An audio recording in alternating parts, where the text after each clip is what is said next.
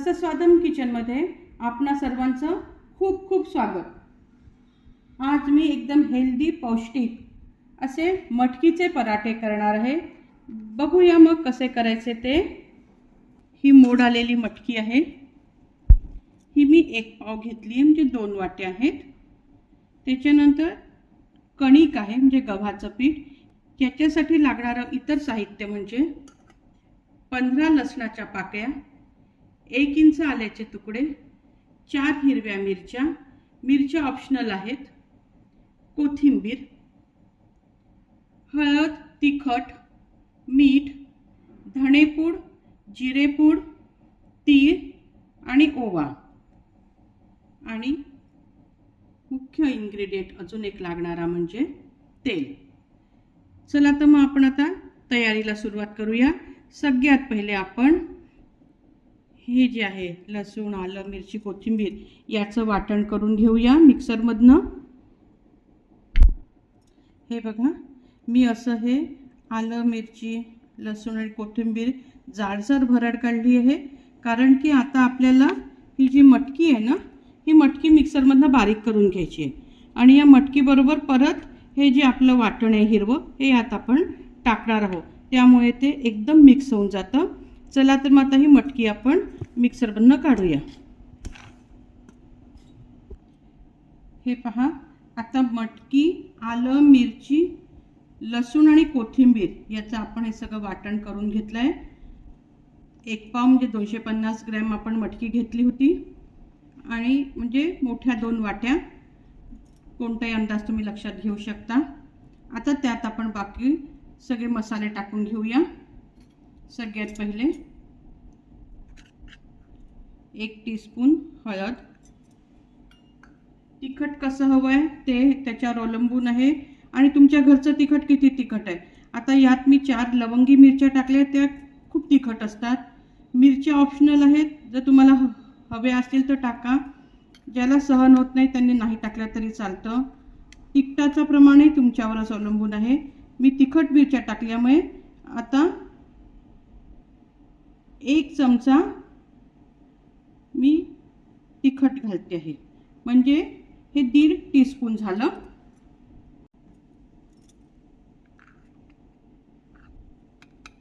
त्याच्यानंतर 2 टीस्पून धणेपूड,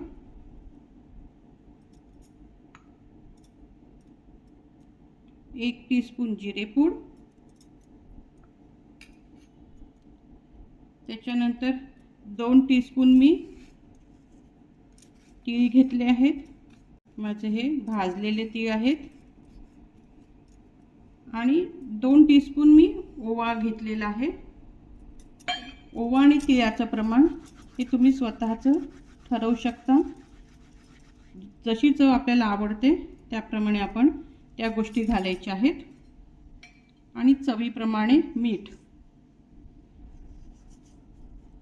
आता ह्यामध्ये जेवढं आपलं पीठ, गव्हाचं पीठ म्हणजेच कणिक जाईल तेवढंच आपल्याला यात ते टाकायचं आहे। यात आपल्याला तेलाचं मोहन वगैरे काहीही घालायची गरज नाही।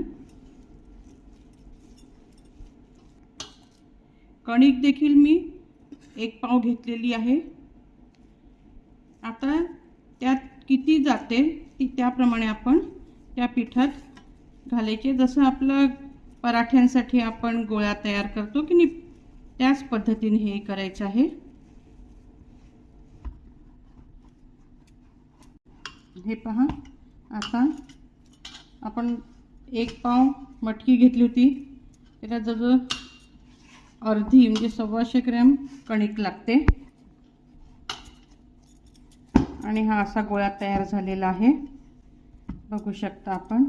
आता थोडंसं हातावर तेल घ्यायचं आणि हा हा जो गोळा आहे याला थोडंसं ते तेल लावून घ्यायचं। कमी तेल घेतलेलं आहे आणि याने तेलाने असं हे छान चुरून घ्यायचं। छान असं मळून 10 मिनिटासाठी आपण हे भिजवलेला गोळा झाकून ठेवून देऊया। हे पहा, 10 मिनिट झाले। आता आपण हा झाकलेला गोळा उघडूया आणि आपण आता याचे छान पराठे करूया। एवढ्या ह्याच्यात 8 ते 9 पराठे होतात.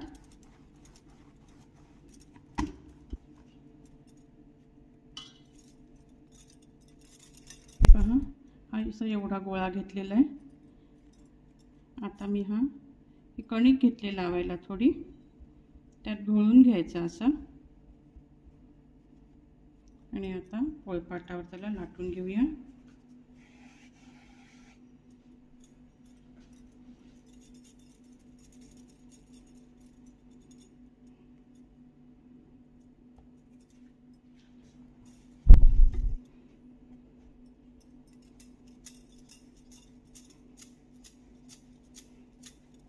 कोणी कणिक लावत नाही, कोणी तेल लावतं.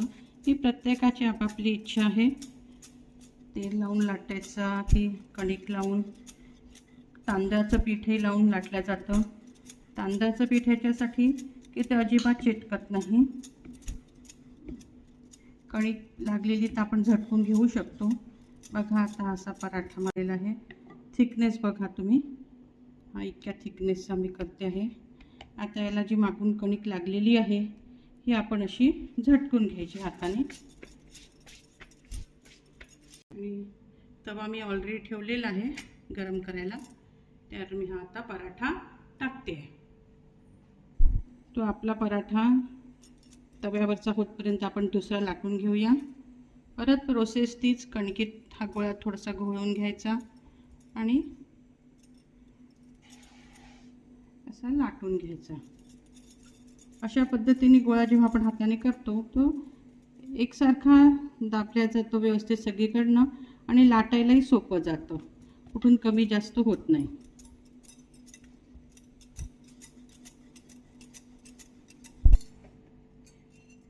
हे पहा, आता मी त्याला पलटवते आहे.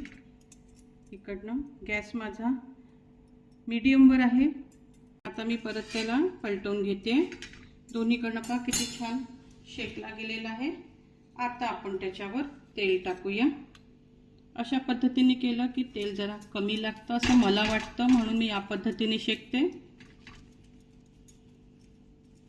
आणि पराठा छान खमंग असा शेकला जातो.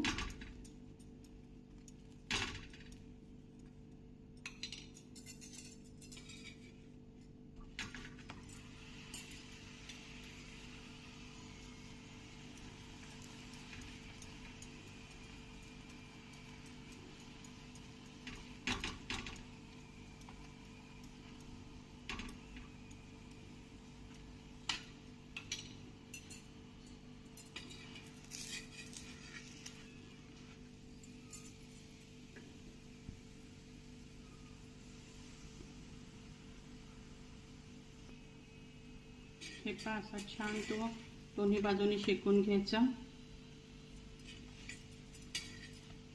आणि आपल्याला जर असं वाटलं की आपलं तेल जास्त आहे किंवा कमी तेल खायचं आहे, पण काय होतं, कमी तेल डॉक्टर सांगतात, आपण कमी करतो, पण त्यात पराठ्याला ती चव येत नाही.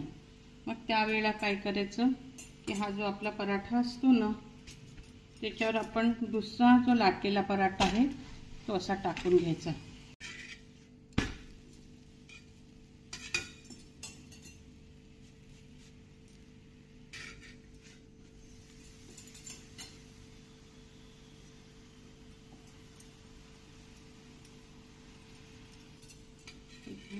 हे अशा प्रकारे आपण पराठा छान दोन्हीकडनं शेकून घेतला. तेलाचं प्रमाण आपण ठरवू शकतो कमी जास्त. आणि थोड्या वेळाने हे जे तेल दिसतं ना, हे आपोआप तो पराठा सोपही करून घेतो. आपले पराठा काढून घेऊया. हे बघा, आपले पराठे प्लेटमध्ये सजवून तयार आहेत. आपण हे दह्याबरोबर, बटर बरोबर, तूप बरोबर, लोणच्याबरोबर, चटणी बरोबर, कशाबरोबरही खाऊ शकतो. सोबत गरम चहा असला तर मग काहीच लागणार नाही, फक्त पराठे आणि चहा, हेही फार सुंदर कॉम्बिनेशन आहे. चला तर मग तुम्हाला माझी डिश कशी वाटली ते मला तुम्ही सांगा. तुम्हाला जर माझा हा व्हिडिओ आवडला असेल तर माझ्या व्हिडिओला लाईक करा, आपल्या मित्रपरिवाराबरोबर शेअर करा आणि माझ्या चॅनलला सबस्क्राईब करा. धन्यवाद.